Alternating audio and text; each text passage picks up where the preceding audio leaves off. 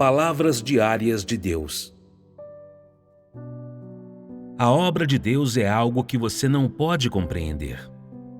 Se você não consegue nem captar plenamente se sua escolha é correta, nem saber se a obra de Deus pode prosperar, por que então não tentar a sorte e ver se este homem comum pode ser de grande ajuda para você e se Deus tem feito, de fato, uma grande obra?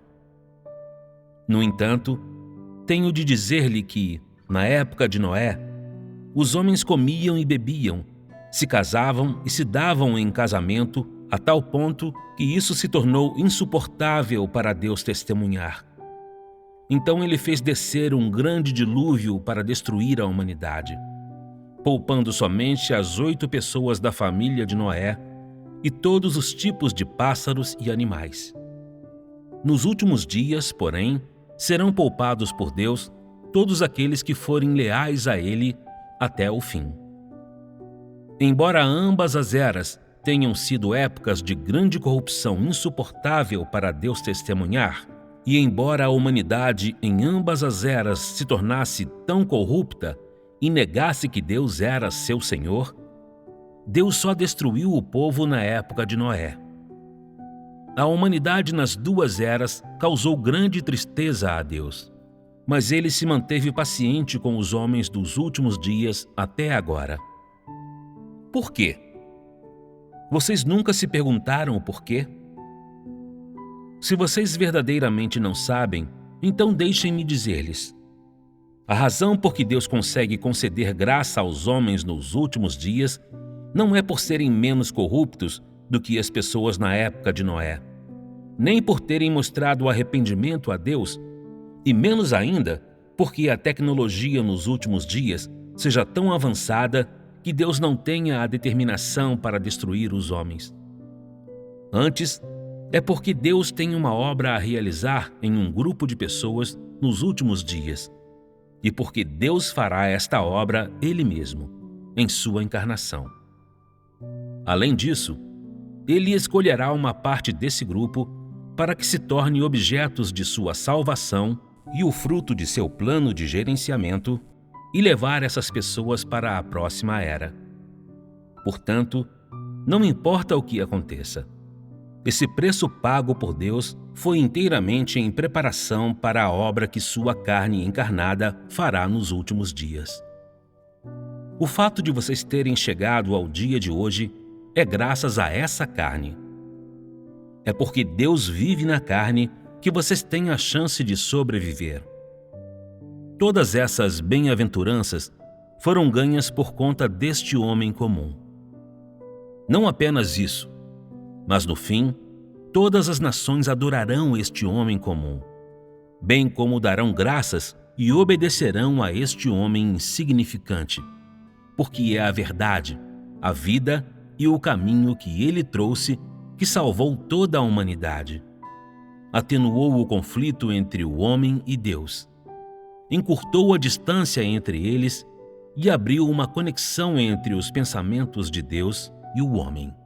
Também é ele quem obteve glória ainda maior para Deus. Tal homem comum não é digno de sua confiança e adoração? Uma carne assim comum não está apta a ser chamada de Cristo? Um homem comum assim não pode se tornar a expressão de Deus entre os homens?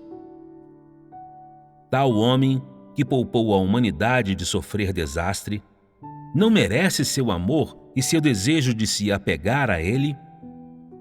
Se vocês rejeitarem as verdades expressadas pela sua boca e detestarem a sua existência no meio de vocês, então o que será de vocês no fim?